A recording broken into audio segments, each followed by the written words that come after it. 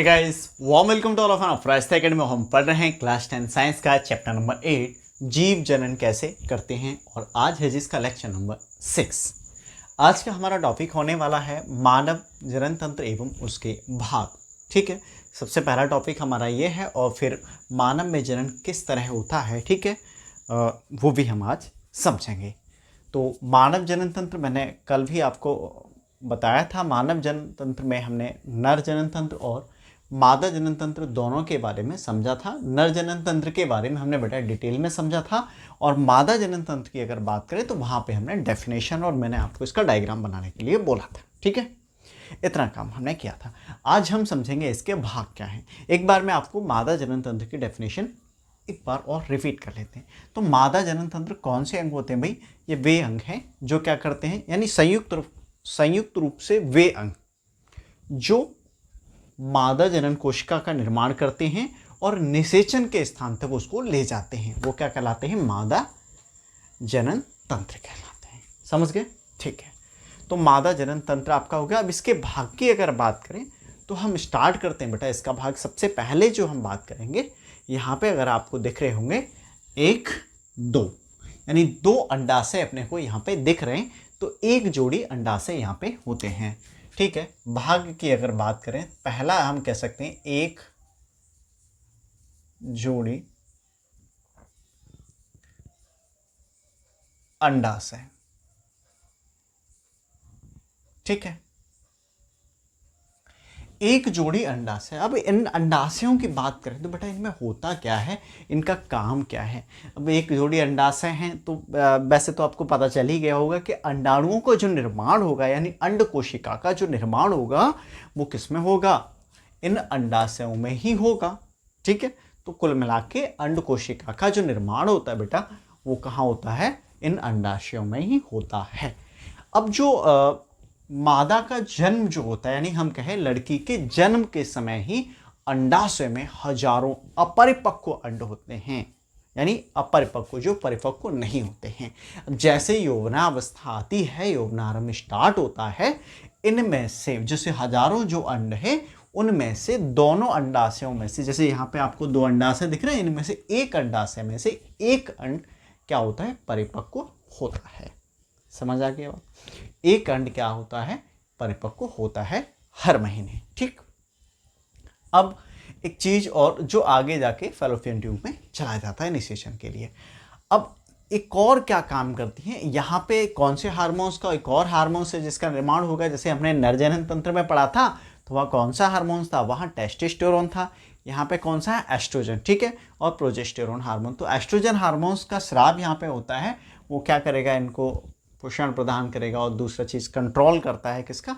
अंड कोशिकाओं कितना निर्माण होना चाहिए। और ये आप यहाँ पे एक चीज और देख सकते हो जो हमने उसमें सीखी थी, जो लैंगिक जो लक्षण हम जो है परिवर्तन है, या फिर ऐसे कर लो यौवना अवस्था में जो चेंजेज आते हैं या यौवना आरंभ के लिए जो उत्तरदायी होता है वो कौन है? एस्ट्रोजन होता है। ठीक है, ये चीज जैसे हम 7 चैप्टर में पढ़ चुके हैं। अच्छा, कुछ बोर्डों में क्या है ना, 7 चैप्टर बेटा हटा दिया गया है ना, तो इसलिए अपने को यहाँ भी चीजें करनी पड़ रही हैं। ठीक है, तो आपको एक चीज पहले समझ में आ गई होगी, अंडाशय क्या है। ठीक है, तो अंडाशय क्या करता है? अंडाशय में किसका निर्माण होता है? मैं ऐसे कह सकता हूं, अंड कोशिका का निर्माण यहां पे होता है। ठीक है, अंड कोशिका का निर्माण अंडाशय में होता है और लड़की के जन्म के समय ही हजारों, यहाँ पे लगभग हजारों की तादाद में अंडे रहते हैं जो अपरिपक्व रहते हैं, और यौवनारंभ के समय ये क्या होते रहते हैं? इन दोनों अंडाशयों में से एक अंडाशय में एक अंडा परिपक्व होता है और वो आगे फैलोपियन ट्यूब में जाता है निषेचन के लिए। समझ गए? नेक्स्ट जो है हमारा अंडाशय के बाद आपको दिख रहा है अगला पार्ट है अंडवाहिका या फैलोपियन ट्यूब। ठीक है, तो मैं अंडवाहिका डाल लेता हूं, अंडवाहिका या फैलोपियन। ठीक है, कहीं फियन लिखा होता है, कहीं पियन लिखा होता है, तो फैलोपियन ट्यूब। तो अंडवाहिका में क्या होता है बेटा? ठीक, इसमें जो अंडाणु बने, यानी अंड कोशिका जो बेटा आपकी बनी, ठीक है ना, अंड कोशिका जो आपकी यहाँ पे, जैसे यहाँ पे अंड कोश जो आप ऐसे कह लो मादा जनन कोशिका यहाँ पे परिपक्व हुई, हर महीने में होती है, ठीक है। अब अंड कोशिका परिपक्व होने के बाद क्या होता है, इसमें जाती है। अब यहाँ पे फैलोपियन अगर ट्यूब देख रहे हो तो ये भी कितनी होती है, 2 होती हैं। फैलोपियन ट्यूब भी कितनी है, 2। और यहाँ पे क्या होता है, अंड कोशिका का निषेचन होता है। किसका, अंड कोशिका का यहाँ पे निषेचन होता है, यानी हम कह सकते हैं अंडाणु का निषेचन होता है। किसमें, फैलोपियन ट्यूब में। कई बार बोर्ड में प्रश्न पूछा जाता है निषेचन कहाँ होता है, तो फैलोपियन ट्यूब या फिर अंडवाहिका, और बच्चे गजब आंसर लिखते हैं, आपको पता है, ठीक है। उनके दिमाग में क्या क्या चीज़ें चलती रहती हैं, क्योंकि ये चैप्टर आता है तो हालांकि ऐसा कुछ भी नहीं है, बहुत कुछ हमें समझने सीखने वाली चीज़ें, लेकिन फिर भी उनके दिमाग में क्या ना, थोड़ा माहौल ऐसे ही होता है, तो उस वजह से बहुत सारी चीज़ें जो नहीं होनी चाहिए वो भर जाती हैं, और उसी हिसाब से फिर वो आंसर दे के आते हैं पेपर में, और वो क्या होता है, गलत होता है, ठीक है बेटा। तो अपने को समझ आ गया निषेचन कहाँ होता है, फैलोपियन ट्यूब में होता है, या फिर हम कैसे, अंडवाहिका में। नेक्स्ट है हमारा गर्भाशय, ये वाला पार्ट, ठीक है। तो जो फैलोपियन ट्यूब क्या करती हैं, मिलकर आपस में दोनों फैलोपियन ट्यूब एक लचीली संरचना का निर्माण करती हैं, जिसको हम क्या कहते हैं, गर्भाशय कहते हैं। क्या कहते हैं, गर्भाशय। फैलोपियन जो ट्यूब है बेटा, दोनों मिलकर एक लचीली संरचना का निर्माण करती हैं, जिसको क्या कहा जाता है, गर्भाशय। क्लियर है ना, ठीक। इसके बाद अगर आप देखोगे, अच्छा गर्भाशय में ही क्या होता है, अगर हम कहें जो निषेचित अंड होता है, ठीक है, यहाँ पे वो गर्भाशय में आता है और वो भ्रूण के रूप में बदलता है, ठीक है। अब नेक्स्ट जो आता है वो है हमारा योनि मार्ग। गर्भाशय के बाद क्या है, योनि, ठीक। अब योनि की बात करें तो यहाँ पर जिन अंडों का निषेचन नहीं होता है वो योनि मार्ग के द्वारा बाहर निकाल दिए जाते हैं, या फिर हम एक और कह सकते हैं जो शुक्राणु जो हैं फैलोपियन ट्यूब तक जो पहुँचते हैं वो किसके माध्यम से पहुँचते हैं, योनि से होते हुए ही पहुँचते हैं। क्लियर बेटा, ठीक। अब जो हम समझने वाले हैं वो समझेंगे निषेचन किस तरह से होता है मानव में, ठीक है। तो जो शुक्राणु है बेटा, अगर हम शुक्राणु की बात करें तो शुक्राणु का मैंने आपको, ये शुक्राणु होते हैं इस टाइप से, तो ये और यहाँ पे इस टाइप का क्या होता है, एक अंड कोशिका होती है जो किसमें होती है, फैलोपियन ट्यूब में होती है, ये यहाँ पे, ठीक है। अब शुक्राणु क्या होना, इस माध्यम से जाके क्या है ना, इसमें एंट्री करते हैं। अब बहुत सारे शुक्राणु एक साथ जाते हैं, ठीक है। तो बहुत सारे शुक्राणु जाके एंट्री, देखो इसमें एंटर करने की कोशिश करते हैं, किसमें, अंड कोशिका में। जो प्रवेश कर जाता है तो हम उसको कहते हैं निषेचन हो गया या फिर संलयन हो गया, ठीक है।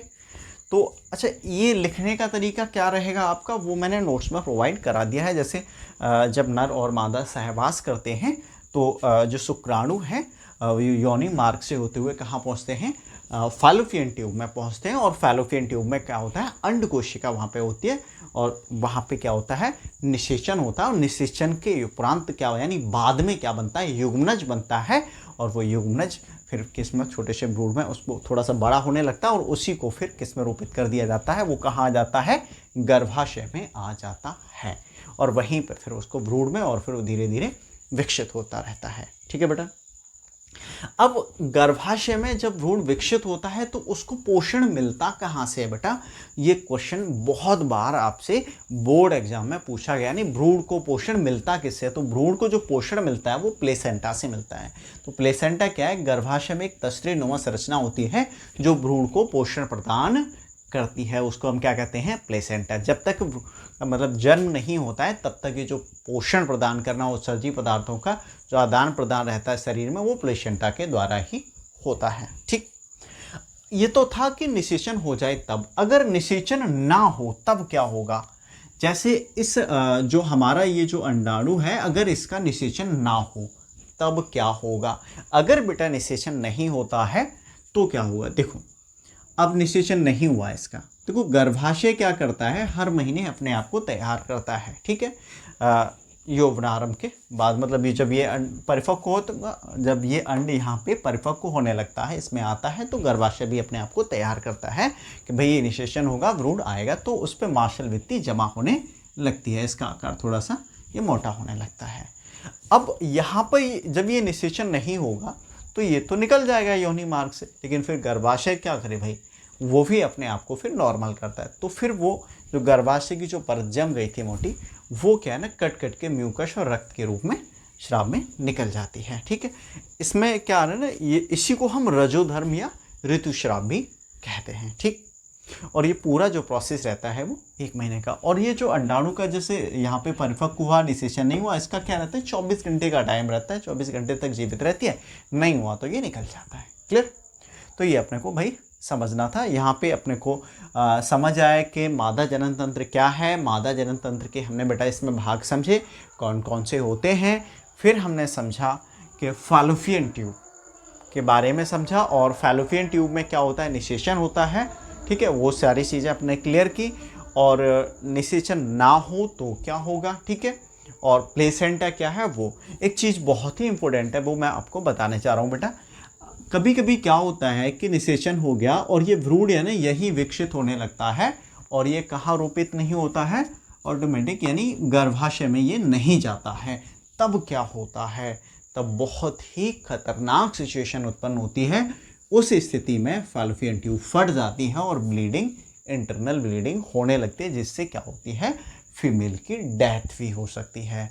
तो इसीलिए क्या किया जाता है ना, जैसे प्रेग्नेंट अगर लेडी हो तो 1 मंथ के अंदर एक्सरे वगैरह का जैसे पता चलता है, तो एक्सरा वगैरह कराते हैं, इससे पता चल जाता है कि भाई अल्ट्रासाउंड कराते हैं ना, अल्ट्रासाउंड कराते हैं, उससे क्या ना पता चल जाता है कि बेबी जो है वो कहाँ पर है, कहीं फैलोपियन ट्यूब में तो नहीं है। अगर फैलोपियन ट्यूब में है तो फिर अपने को ऑपरेशन वहाँ पे करना पड़ता है, और उस फैलोपियन ट्यूब को काट के बंद कर दिया जाता है, क्योंकि फिर वो कट जाएगा ऑपरेशन, फिर वो बंद हो जाता है। फिर एक ही फैलोपियन ट्यूब काम करेगा, तो एक इसके द्वारा ही फिर आगे का प्रोसेस चलेगा। हम कह सकते हैं कि गर्भ निर्धारण के लिए जो रहेगा, जो मादा कोशिका प्राप्त होगी वो किससे, एक ही अंडाशय से, यानी इस से प्राप्त होगी अंडाशय से, और जो किस में जाएगी, फैलोपियन ट्यूब में। अगर दोबारा भी हुआ तो फिर गर्भ धारण करना नामुमकिन रहता है, क्योंकि दोनों ही फैलोपियन ट्यूब बंद हो जाते हैं। ठीक है, और फैलोपियन ट्यूब को काटते कब है, अंडवाहिका का विच्छेदन कब होता है, नसबंदी में करते हैं। लेकिन ऐसी सिचुएशन के उपरांत ऐसे हो जाता है। कभी कभी क्या होता है, अनप्लांटेड पिल्स लेते हैं लोग और वो यहाँ पे ही होता है, तो बहुत खतरनाक साबित हो जाता है अगर अल्ट्रासाउंड नहीं कराया होता है।